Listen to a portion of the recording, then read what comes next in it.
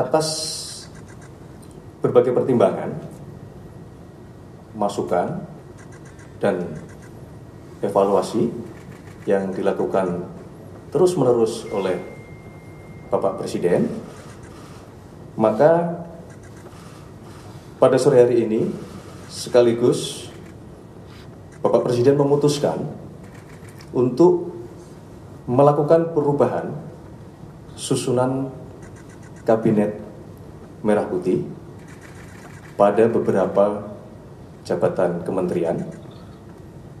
Di antaranya, yang pertama, Kementerian Koordinator Politik dan Keamanan. Yang kedua, Kementerian Keuangan.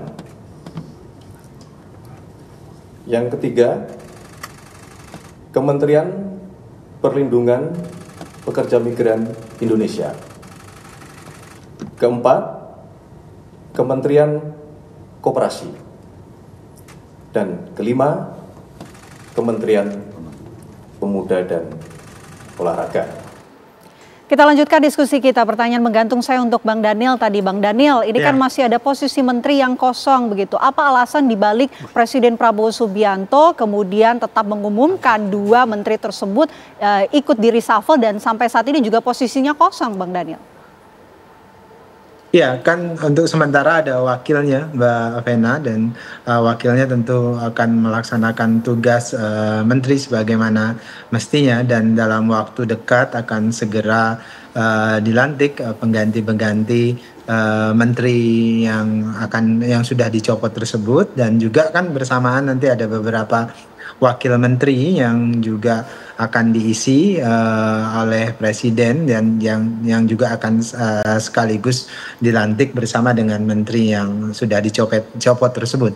Namun yang jelas Mbak Vena, tadi pernyataan Mas Agung tepat sekali. Jadi beberapa catatan penting tadi ketika Presiden selesai melantik kami dan kemudian Presiden memberikan briefing singkat, yang paling utama Presiden memang berkomitmen ingin melakukan bersih-bersih dalam makna agenda pemerintahan beliau ke depan. Itu harus dipastikan adalah salah satunya adalah agenda pemberantasan korupsi.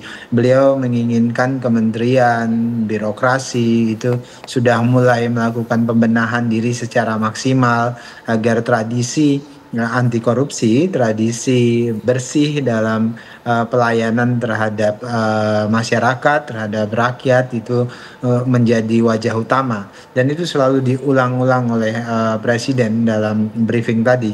Bahkan Presiden menyatakan kalau kemudian dirasakan perlu ada banyak pergantian segala macam di birokrasi yang kalian pimpin, dan itu dipastikan yang diganti adalah orang-orang yang tidak berintegritas, Presiden mempersilahkan untuk melakukan bersih-bersih secara maksimal di kementerian masing-masing.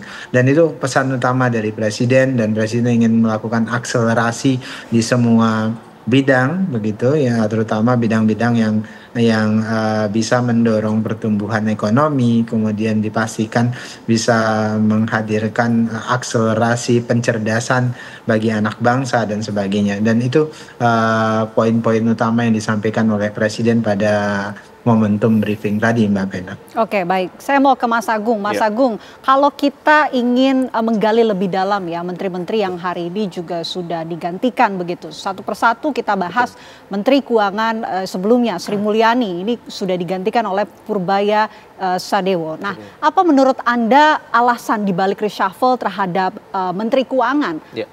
Pertama, saya kira alasan teknokratis pasti mengemuka karena Pak Purbaya ini juga kalangan profesional ya. Beliau ketua LPS macam itu, pendidikannya juga lumayan oke ya, mumpuni, dan itu harapannya bisa menjadi backbone beliau untuk memimpin Kementerian Keuangan. Pengalaman beliau saya kira ada, cuman memang dari banyak kementerian yang di reshuffle hari ini, saya yang agak tanda tanya besar itu Menteri Keuangan yang sekarang Pak Purbaya, karena memang track record publiknya itu tidak seterik Ibu Sri Mulyani seperti itu, sehingga misalnya pasar hari ini merespon minor ya, baik IHSG, nilai tukar dan seterusnya, dan ini bisa menjadi cambuk bagi Pak Purbaya untuk men-spin itu, karena ini kan baru awal beliau dilantik, sehingga bisa diperbaiki, IHSG bisa naik, nanti nilai tukar bagus, dan indikator-indikator makro lainnya bisa membaik semacam itu. Jadi it's okay awalan semacam itu, tapi nextnya Pak Purbaya harus kerja lebih keras membuktikan bahwa beliau juga bisa lebih terik track recordnya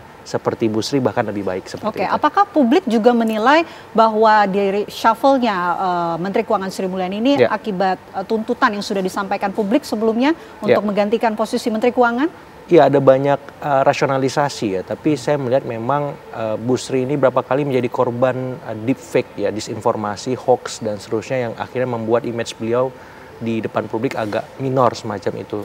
Gara-gara misalkan salah ucapan, padahal beliau nggak ada mengucapkan itu, cuman dikait-kaitkan aja seperti itu. Yang kedua, memang suka atau tidak beliau ini kan dari kalangan profesional. Kaki-kaki politiknya tidak sekuat di masa periode sebelumnya Presiden Jokowi atau Presiden SBY seperti itu, karena sekarang Presiden Prabowo, dan beliau lebih cenderung terafiliasi dengan poros Teuku Umar, ada kedekatan kultural semacam itu, dan itu yang saya kira akhirnya membuat beliau harus di reshuffle. Dan saya kira beliau salah satu Menteri Keuangan yang track recordnya paling panjang ya, 14 tahun ya, hanya kalah dari Pak Ali Wardana kalau saya nggak salah, nanti koreksi saya. Sehingga ya nggak masalah beliau akhirnya diganti, tapi ini bisa jadi refleksi juga bagi pemerintahan ke depan, apakah ini momen yang pas untuk mengganti beliau gitu. Kalau memang yang pas, berarti Pak Purbaya ini membawa tantangan yang luar biasa untuk dijawab segera mungkin agar pasar ya, kemudian publik dan global bisa kembali yakin dengan fondasi kemudian track ekonomi kita ke depan seperti itu. Oke. Mas Andi, ini kan Pak Budi Ari juga masuk ke dalam salah satu menteri yang juga diganti begitu, walaupun ini juga sudah diumumkan tadi siapa sosok pengganti sebagai Menteri Koperasi. Nah, apakah sebetulnya dari Anda melihatnya, adakah sosok yang lebih cocok begitu untuk mengisi posisi pengganti Budi Ari? Ya, kalau menurut saya yang cocok adalah Pak Ferry Juliantono, karena beliau kan juga wamen ya, wamen koperasi. Bukan dari relawan begitu? Bukan bicara relawan di sini, karena secara profesionalismenya dia, kan beliau ini adalah ekonom juga ya, dan ekonom kerakyatan, basicnya dia gitu loh, ekonomi kerakyatan. Dan dia sangat ini sekali ya, menghidupkan juga ekonomi Pancasila itu. Dan dia sangat paham betul mengenai koperasi. Ya, selama ini koperasi Merah Putih yang kalau kita lihat yang warawiri ke daerah-daerah juga adalah Pak Ferry Juliantono.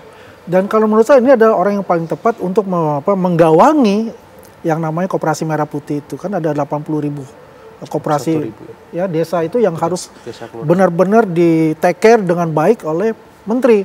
Dan ini saya rasa tidak ada permasalahan dengan estafetnya beliau naik sebagai menteri ini, yang sekarang juga sebagai regulatornya terhadap koperasi Merah Putih ini, saya rasa itu sah-sah saja, dan itu pasti akan berjalan dengan baik. Yang saya tertarik ini dengan Menteri Keuangan sebetulnya. Kalau bicara Menteri Keuangan ini, Pak Purbaya sebetulnya juga luar biasa. Dia pernah di SBY, Pak Jokowi, dan sekarang dengan Pak Prabowo. Artinya dia mempunyai background secara keuangan itu juga cukup mumpuni. Dia kan ahli fiskal, ya kan.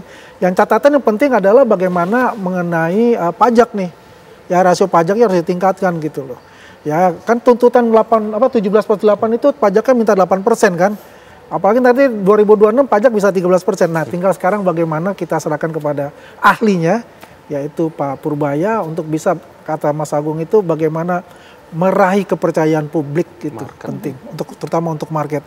Pada dasarnya semua yang telah dilakukan oleh Pak Presiden mengganti, mereshuffle kabinetnya, saya merasa yakin bahwa nantinya ini akan berjalan dengan baik.